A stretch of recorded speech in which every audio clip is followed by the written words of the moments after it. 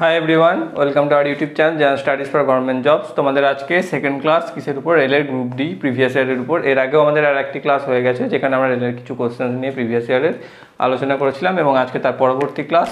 এবং তোমরা যদি আগের ভিডিওটি না দেখে থাকো তাহলে ডিসক্রিপশন বক্সে দেওয়া লিঙ্ক থেকে সেই ভিডিওটিকে চেক আউট করে নেবে। এছাড়াও আমাদের এনটিপিসি এবং রেলের গ্রুপ ডি তার সাথে যে ওয়েস্ট বেঙ্গল পুলিশের যে সমস্ত ভ্যাকেন্সিসগুলো বেরোয় তার যে প্রিভিয়াস ইয়ার কোশ্চেন্স নিয়ে আলোচনা করা হয় সেই ক্লাসগুলো অলরেডি একটা দুটো করে হয়ে গেছে প্রত্যেকেরই। তো সেগুলো যদি তোমরা দেখে না থাকো তাহলে এখনও দেখে নেবে আমাদের প্লে লিস্টে গিয়ে। এবং চ্যানেলটি যদি তোমরা নতুন হয়ে থাকো তো চ্যানেলটিকে সাবস্ক্রাইব করে রেখে বেল আইকনটি প্রেস করে দিও যাতে ভবিষ্যৎ ভিডিওর নোটিফিকেশন তোমরা সকলের আগে পেয়ে যাও। এবং ভিডিওটি যদি ভালো হয়ে থাকে অবশ্যই একটি লাইক এবং বন্ধুদের সাথে শেয়ার অবশ্যই করে দিও। প্রথম কোশ্চেন কি রয়েছে দেখো, দুটি পাইপ একটি ট্যাঙ্ক ভর্তি করতে সময় নেয় 5 ঘন্টা ও 8 ঘন্টা। তৃতীয় একটি পাইপ 3.2 ঘন্টা সময় নেয় ট্যাঙ্কটিকে খালি করতে, তাহলে তিনটি পাইপ একত্রে খোলা থাকলে ট্যাঙ্কটি সম্পূর্ণ ভর্তি হতে কত সময় লাগবে?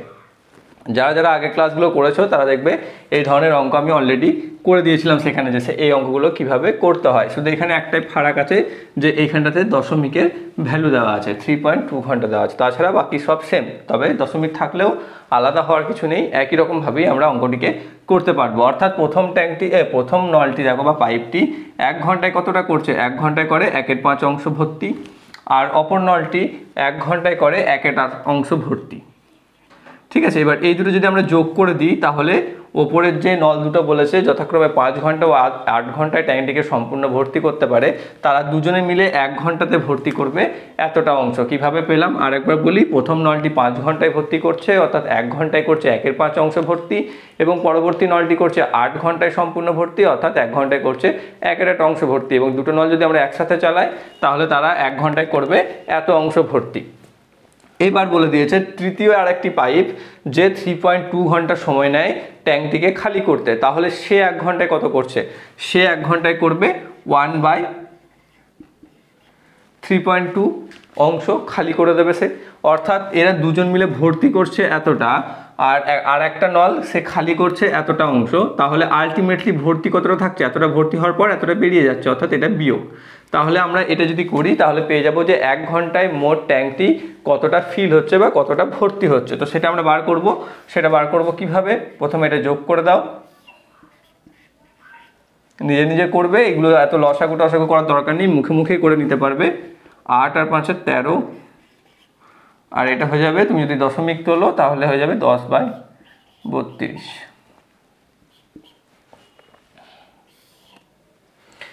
32 আর 40 লসাগু কত হবে দেখো?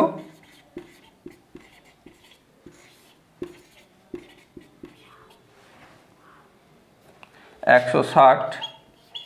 তাহলে এখানে পাবো আমরা 4, 4 13 52, বিয়োগ একে যদি আমরা ভাগ করি তাহলে পাবো 5, 5 10 50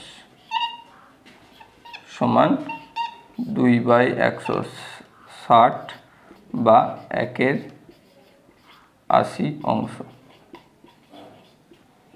ওকে, তাহলে আমরা কি পেলাম? তিনটে নলকে যদি একসাথে খুলে দিই, যেখানে প্রথম দুটি নল যথাক্রমে 1/5 ও 1/8 অংশ ভর্তি করছে 1 ঘন্টায়, এবং সেখানে তৃতীয় নলটি 1/3.2 অংশ খালি করছে, সেখানে মোট বা টোটাল 1 ঘন্টায় ট্যাঙ্কটি ভর্তি হচ্ছে 1/80 অংশ। তাহলে 1 ঘন্টায় যদি 1/80 অংশ হয় তাহলে পুরো সম্পূর্ণ ভর্তি হতে সময় লাগবে কত? যেটা 1 ঘন্টায় বেরোবে সেটা উল্টে যাবে।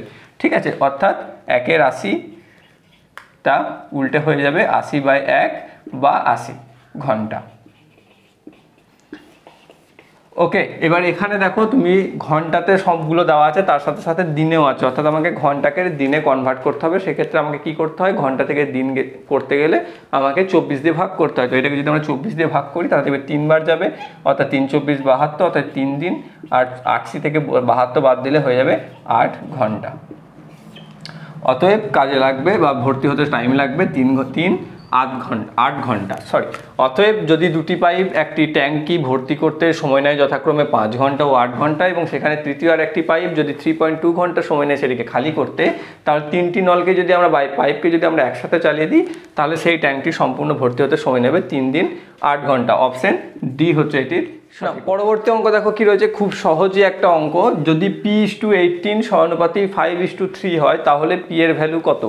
তো আমি এখানে সহজ কঠিন সবগুলো, যেহেতু প্রিভিয়াস ইয়ার কোশ্চেন সেখানে আলোচনা হচ্ছে, তো সব ধরনের কোশ্চেন্সই তোমরা দেখতে পাবে এবং সেখানে কিছু কিছু থাকবে যেরকম এতটাই সহজ, সেইগুলোকে আমরা আরও তাড়াতাড়ি কীভাবে করবো সেটা আমি একটু বলে দিই। যেখানে P:18 যেটা আমরা নর্মালি জানি কি, যে প্রথম পদ ইন্টু চতুর্থ পদ ডিভাইড সমান দ্বিতীয় পদ ইন্টু তৃতীয় পদ। এখানে প্রথম পদটা আমাকে বার করতে হবে, তাহলে সরাসরি আমরা যদি করি প্রথম পদ সমান দ্বিতীয় ইন্টু তৃতীয় বাই চতুর্থ।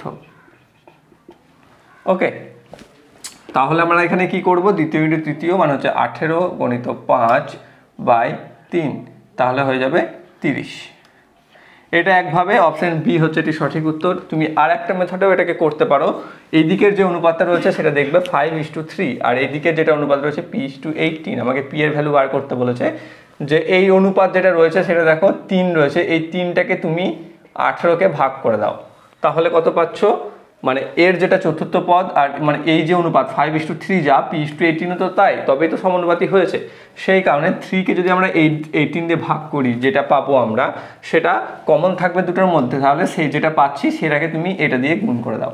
সেইভাবেও তোমরা করতে পারো, অর্থাৎ 3কে যদি আমরা 18কে যদি 3 দিয়ে ভাগ করি তাহলে পেয়ে যাবো 6, এবং 6কে যদি প্রথম পদ বা পূর্ব পদ দিয়ে গুণ করি 5 দিয়ে, তাহলে পেয়ে যাবো 30। অতএব পি এর স্থানে হবে 30। অপশন বি হচ্ছে এটির সঠিক উত্তর।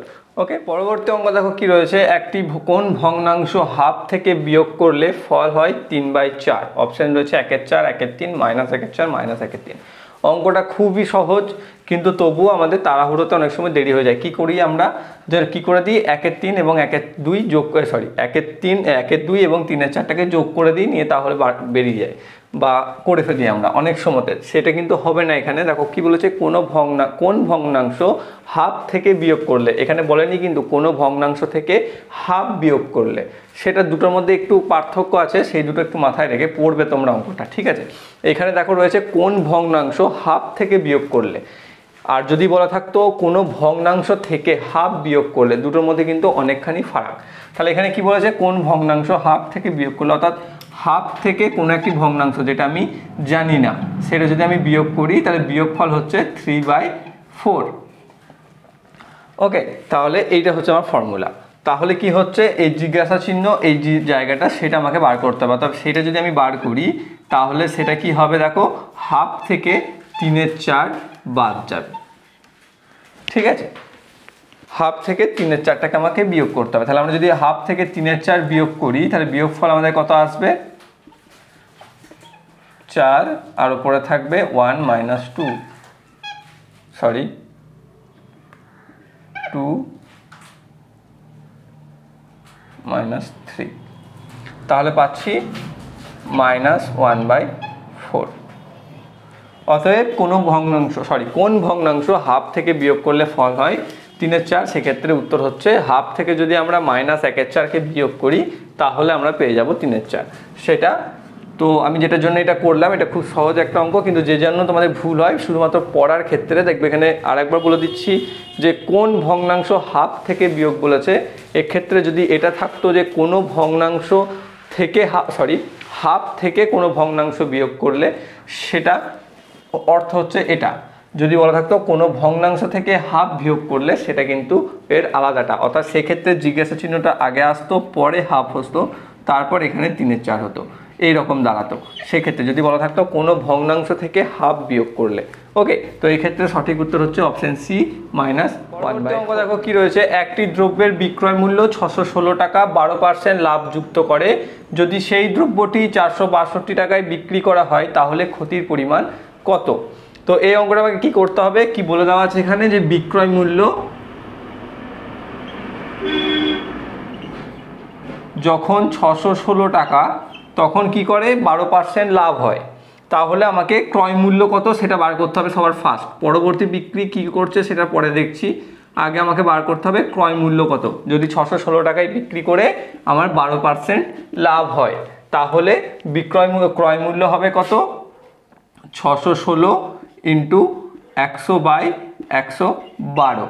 এবার দেখো এটা তুমি যখন জেনে যাবে তখন এইভাবে একদম ডিরেক্টলি করতে পারবে, কিন্তু কেন 100 ওপরে গেল, কেন 112 হলো, সেক্ষেত্রে কি করবে, 12% লাভ কথার অর্থ যখন ক্রয় মূল্য 100 টাকা তখন বিক্রয় মূল্য 112 টাকা, ওকে, তাহলে বিক্রয় মূল্য 12, এখানে বিক্রয় মূল্যটা দেওয়া আছে 616, তো 616 যদি এটা হয় তাহলে এটা কত, এইভাবে আমাদেরকে আসছে। তাহলে 616/112 × 100, যেটাকে আমি এখানে লিখেছি।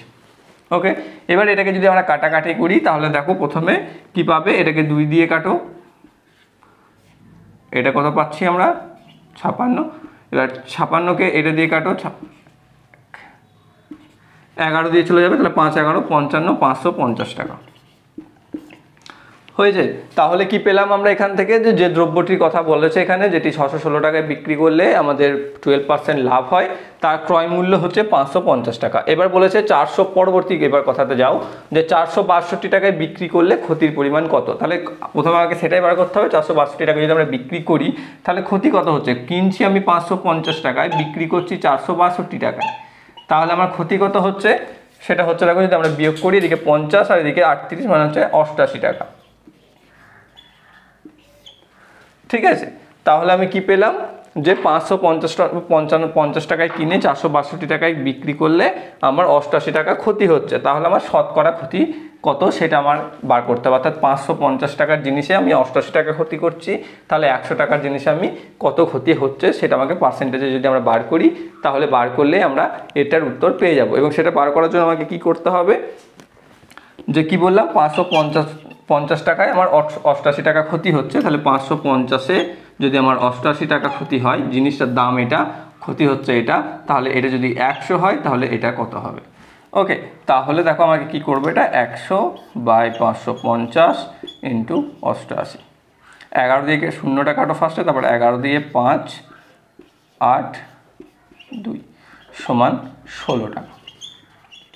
অর্থাৎ 100 টাকায় 16 টাকা ক্ষতি, অর্থাৎ হচ্ছে 16% ক্ষতি।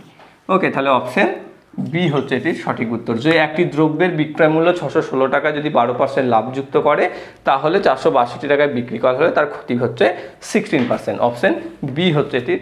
পরবর্তী অঙ্ক দেখো কি রয়েছে, এক্স ও ওয়াই এর বর্তমান বয়সের অনুপাত 3:4, 5 বছর পূর্বে তাদের বয়সের অনুপাত ছিল 5:7, তাহলে ওয়াই এর বর্তমান বয়স কত। এখানে যেটা দিয়েছে সেটা সেই পিতা পুত্রের অঙ্কের মতোই, কিন্তু এখানে একটা কনফিউশন তোমাদের তৈরি করেছে, বা করতে গেলে যেটা ফেস করবে সেটা আমি বলে দিই, যে এখানে যেহেতু দুটো এক্স এবং ওয়াই দিয়ে দিয়েছে, তুমি প্রথমে কি করে দেবে, আমরা ভুলবশত যে ধরি এক্স এর বয়স 3x বছর আর ওয়াই এর বয়স 4y বছর, এটাই প্রথমেই ভুল। ঠিক আছে, তার কারণ কি, এখানে তুমি তো যদি পিতা পুত্র থাকতো তাহলে পুত্র 3 এবং পিতা ওয়াই এরকমভাবে তো আমরা ধরতাম না, তাহলে এখানে এক্স আর ওয়াই যেটা জাস্ট নাম সেই হিসাবেই রাখবে। এবং বর্তমান বয়সের অনুপাত দেওয়া আছে 3:4 বছর, তাহলে এক্স এবং ওয়াইয়ের বর্তমান বয়সে যদি আমরা ধরি, তাহলে এক্স এর বয়স যদি হয় 3a, তাহলে ওয়াইয়ের বর্তমান বয়স হচ্ছে 4a। ঠিক আছে, তুমি এখানে এক্সও ধরতে পারো, আমি এ ধরলাম তার কারণ এক্স ওয়াই অলরেডি রয়েছে বলে। তাহলে কি হচ্ছে, বর্তমান বয়সের যদি ধরি এক্স এর যদি হয় 3a, তাহলে ওয়াই এর হচ্ছে 4a। এবার কি বলেছে, 5 বছর পূর্বে তাদের বয়সের অনুপাত কত ছিল, 5:7, অর্থাৎ 5 বছর পূর্বে এর বয়স কত ছিল, -5 -5। তাহলে শর্তানুসারে 3a - 5/4a - 5 = 5/7। এটা হচ্ছে আমাদের সূত্র বা সমস্যা। এটাকে যদি আমরা কমপ্লিট করি তাহলে কি হবে, 21a - 35 = 20a - 25। তাহলে এখান থেকে আমরা পাচ্ছি এই 21 থেকে এই 20 এটা বাদ চলে যাবে, a = -25 + 35 = 10। কী বার করতে বলেছে, আমি বর্তমান বয়স কত ধরেছিলাম, ওয়াই এর 4a, তাহলে এখানে তাই চেয়েছে ওয়াই এর বর্তমান বয়স, তাহলে এর ভ্যালু হয়ে পেয়ে গেছি 10, অর্থাৎ ওয়াই এর বর্তমান বয়স হচ্ছে 4 × 10 = 40 বছর বা ইয়ার্স।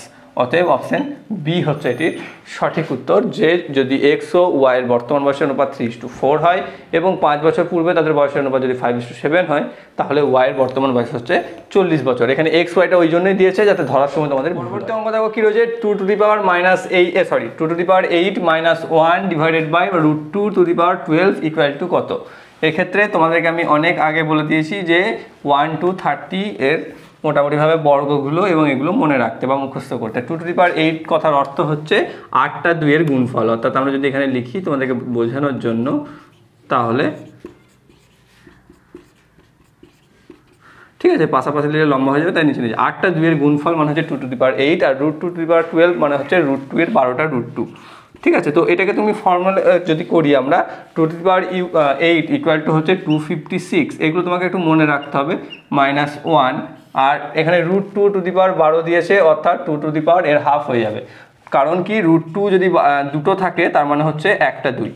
ঠিক আছে, সেই জন্য √2^12 অর্থাৎ হচ্ছে 2^6, তার 2^6 এর ভ্যালু কত? যদি এখানে তুমি 6টা 2 গুণ করো তাহলে দেখো 64। এটা খুবই ইজি অঙ্ক, যেটা হচ্ছে 255/64। অপশন এ হচ্ছে এটির সঠিক উত্তর। এগুলো দেখো কি বলতো, এই √2 আমাদের 2 যে ভ্যালুগুলো দেওয়া আছে এগুলো একটু হিউজ বড় বড় নাম্বার দেওয়া থাকে, সেই জন্য কি হয় আমাদেরকে দেখেই ভয় লাগে এবং আমরা হাত দিই না, কিন্তু এগুলো তুমি একটু মনে রাখবে বা রেগুলারলি একটু বেশ পড়বে, তাহলে এগুলো খুবই সহজ এবং সেক্ষেত্রে উত্তর চলে আসবে 255/64। অপশন এ হচ্ছে এটির সঠিক। পরবর্তী দেখো কি রয়েছে, 36 ও 144-এর গসাগু এর অর্ধেক কত? অপশন দিয়েছে 36, 18, 72 এবং 144। তো এখানে গসাগু আর লসাগু সম্বন্ধে তোমার যদি ধারণা থাকে তাহলে তুমি এটাকে করে ফেলতে পারবে, খুবই ইজি। যদি 36 আর 144 এই দুটি দেখো যদি আমরা গসাগু করি তাহলে গসাগু আমরা 36ই পাবো।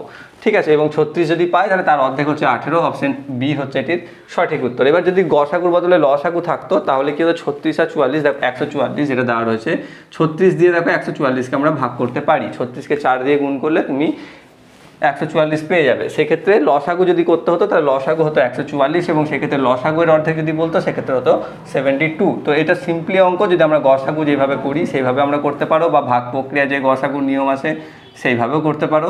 36কে একদম মিলে যাবে দেখো, তাহলে গসাগু হবে এটাই। এটা যদি গসাগু হয় এটাকে 2 ভাগ করলে হাফ করতে বলেছে, তার জন্য 2 দিয়ে ভাগ, তাহলে হয়ে যাবে 18। অপশন বি হচ্ছে এটির সঠিক উত্তর। পরবর্তী রয়েছে দেখো কি, √324 ইকুয়াল টু x8। এখানে যেটা সমস্যা হয়, খুব সহজই একটা অঙ্ক যে √324 ইকুয়াল টু কত সেটা আমাকে বার করতে হবে, এবং এখানে x8 বলেছে, মানে এটা নয় যে x এর সাথে 8-এর গুণ, এখানে হচ্ছে কোনো একটা সংখ্যা, যেমন ধরো লিখি 12, তাহলে এখানে এই 1-এর বদলে যদি আমি এখানে x লিখি অর্থাৎ x ইকুয়াল টু হচ্ছে 1, এই অর্থে এখানে দেওয়া আছে, যেটা আমরা ভুল করে ফেলি। ঠিক আছে, দিয়ে বলি অঙ্কটি ভুল রয়েছে। তাহলে √324 ইকুয়াল টু আমরা জানি 18কে যদি আমরা বর্গ করি তাহলে হচ্ছে 324, এবং এক্ষেত্রে দেওয়া রয়েছে কি x8 সমান হচ্ছে x8।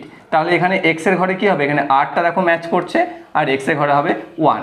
অপশন এ হচ্ছে এটি সঠিক উত্তর। তুমি যদি এটা গুণের সম্পর্কে করতে যাও তাহলে ম্যাচ করবে না এবং তোমার মনে হবে যে অঙ্কটি ভুল রয়েছে, কিন্তু এটা গুণ সম্পর্কে নয়, অর্থাৎ x এর স্থানে কি হবে সেটা হচ্ছে 1। অপশন এ হচ্ছে। পরবর্তী অঙ্ক দেখো কি রয়েছে, এক ব্যক্তি 2টি ঘড়ি ক্রয় করেন 480 টাকায়।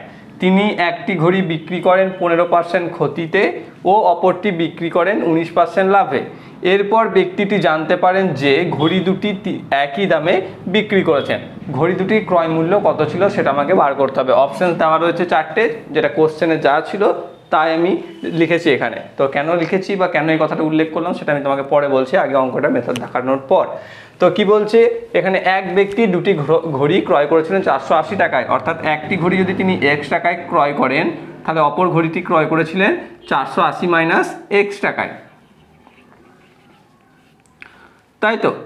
এবার কি বলেছেন, প্রথম ঘড়িটি তিনি বিক্রি করেছেন 15% ক্ষতিতে, অর্থাৎ এক্সটি বিক্রি করেছেন 15% ক্ষতিতে, অর্থাৎ দাম কত পেয়েছেন, তাহলে 100 থেকে 15 বাদ অর্থাৎ 85%। ঠিক আছে, তাহলে 85% অফ এক্স। আর কি বলছে, অপরটি বিক্রি করেছেন 19% লাভে, অর্থাৎ এই ঘড়িটি বিক্রি করেছেন 19% লাভে, অর্থাৎ সেটা যদি আমরা করি তাহলে 480 মাইনাস এক্স ইন্টু বাই 100 এইটা। এবং পরে কি জানতে পেরেছেন যে ঘড়ি দুটি তিনি একই দামে বিক্রি করেছেন, তাহলে এইটা সমান এইটা। এটা হচ্ছে আমাদের সমস্যা।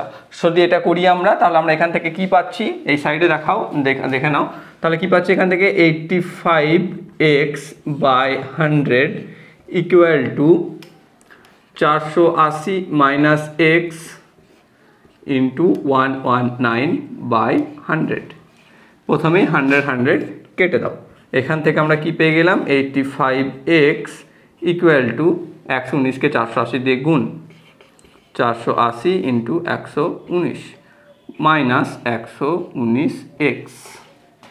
তাহলে এখান থেকে কি পাচ্ছি, 85 আর 119 যোগ হয়ে যাবে, 85 আর 119 যদি করি আমরা যোগ, তাহলে হয়ে যাবে 204x ইকুয়াল টু হচ্ছে 480 ইন্টু 119। তাহলে এক্স ইকুয়াল টু 480 ইন্টু 119/204। এটাকে আমরা কাটাকাটি করব। এবার কাটাকাটি যদি আমরা করি, প্রথমে দেখো 2 দিয়ে কাটো, এটাকে 240, এটা করলে 102, আবার 2 দিয়ে কাটো 51, এটা হবে 120। এবার দেখো এটা 17 দিয়ে যাবে, 17 3 51, এটাও দেখো 17 দিয়ে যাবে, 17 দিয়ে কত যাবে, 7 17 119, তাহলে এবার 3 দিয়ে এটা 40, তাহলে 4 সাথে 28 সমান হচ্ছে 280।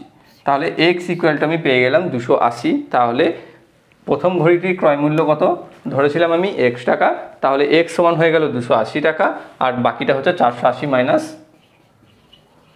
280 সমান হচ্ছে 200 টাকা।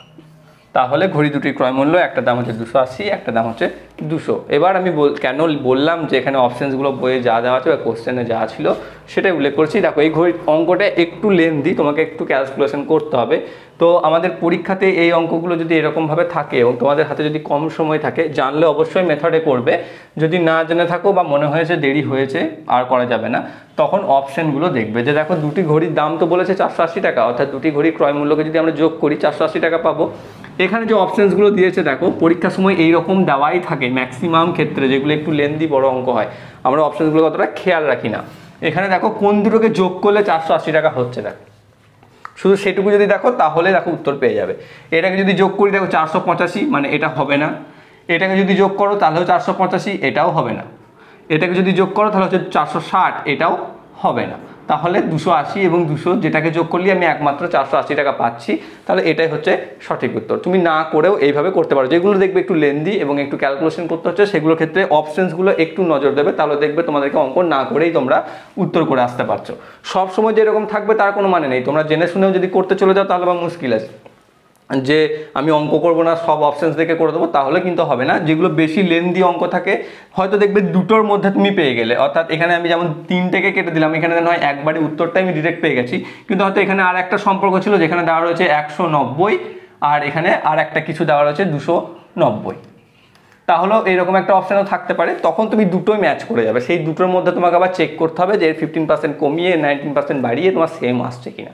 সেক্ষেত্রে একটু কষ্ট করতে হবে তোমাকে, কিন্তু ম্যাক্সিমাম ক্ষেত্রে কি থাকে, যেমন একটা অপশান থাকে যেটা তুমি দেখেই বলে দিতে পারবে যে সেটি হচ্ছে সঠিক উত্তর। যেমন এখানে হচ্ছে অপশান বি 280। এবং পরবর্তী অঙ্ক দেখো কি রয়েছে, পিতার বয়স পুত্রের বয়সের চতুর্গুণ, 20 বছর পর পিতার বয়স পুত্রের বয়সের দ্বিগুণ হবে।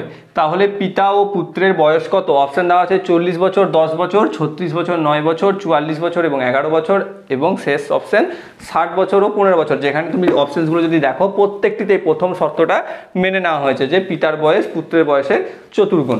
ঠিক আছে, তাহলে প্রথম শর্ত হিসেবে 4টে অপশানসই অ্যাকুরেট আছে। এবার আমাকে শুধু 20 বছর পরেরটা আমাকে বার করতে হবে। তো অঙ্ক যদি তুমি না করে করতে চাও তাহলে এইটার মেথডে করতে পারো। 20 বছর পর এর বয়স কত হবে? দেখো 60, আর এর বয়স হবে 30, এর বয়স হবে 56, এর বয়স হবে 29, এর বয়স হবে 64, এর বয়স হবে 31, এর বয়স হবে 80, এর বয়স হবে 35। তুমি সবগুলো তোমাকে করতেও হবে না, দেখে তুমি বুঝে যাবে। তাহলে কি বলেছে শেষে শর্তটা কি বলেছে? পিতার বয়স পুত্রের বয়সের দ্বিগুণ হবে। কোন ক্ষেত্রে দ্বিগুণ হয়েছে? দেখো একমাত্র এই ক্ষেত্রে। অতএব অপশন এ হচ্ছে এটির সঠিক উত্তর। তুমি এইভাবে সব থেকে তাড়াতাড়ি করতে পারবে পরীক্ষার সময়। কিন্তু এর মেন মেথড কি সেটা আমি বলে দিই। যে কি বলেছে, পিতার বয়স পুত্রের বয়সের চতুর্গুণ, অর্থাৎ পুত্রের বয়স যদি এক্স বছর হয় তাহলে পিতার বয়স হচ্ছে 4x বছর। ঠিক আছে, এবার কি বলেছে? 20 বছর পর পিতার বয়স পুত্রের বয়সের দ্বিগুণ হবে। তাহলে 20 বছর পর পুত্রের বয়স কত হবে? x + 20, আর পিতার বয়স কত হবে? 4x + 20। তখন কি বলেছে? এটা এর দ্বিগুণ, অর্থাৎ × 2 = এটা। এই হচ্ছে আমাদের শর্ত বা এই হচ্ছে আমাদের সমস্যা। এবং এখান থেকে আমাকে কি বার করতে হবে? 2x + 40 = 4x + 20। তাহলে আমি এখান থেকে পেয়ে যাব 2x - 4x। যদি আমি এটা করি তাহলে 4x - 2x = 40 - 20, বা x = 10। তাহলে আমি কি পেয়ে গেছি? x = 10। অর্থাৎ পুত্রের বয়স হচ্ছে 10 বছর, তাহলে পিতার বয়স কত? 4 × 10 = 40 ইয়ার্স। তাহলে দেখো অপশন এ আমাদের বেরিয়ে গেল, যেখানে হচ্ছে পুত্রের বয়স 10 এবং পিতার বয়স হচ্ছে 40। অপশন এ হচ্ছে এটি সঠিক উত্তর। তো আজকে তোমাদের ভিডিও এই অবধি। যদি তোমাদের ভালো লেগে থাকে এবং মেথড ঠিক লাগে এবং তোমাদের যদি মনে হয় যে আরও অন্যভাবে করা যেতে পারে, সেটা তোমরা কমেন্ট বক্সে অবশ্যই জানাবে। এবং ভিডিওটি ভালো লেগে থাকলে অবশ্যই একটি লাইক এবং বন্ধুদের সাথে শেয়ার অবশ্যই করে দিও। এবং চ্যানেলটি যদি তোমরা নতুন হয়ে থাকো তাহলে চ্যানেলটি সাবস্ক্রাইব করে রেখে বেল আইকনটি প্রেস করে দিও, যাতে ভবিষ্যৎ ভিডিও নোটিফিকেশন তোমরা সকলের আগে পেয়ে যাও। Thank you for watching.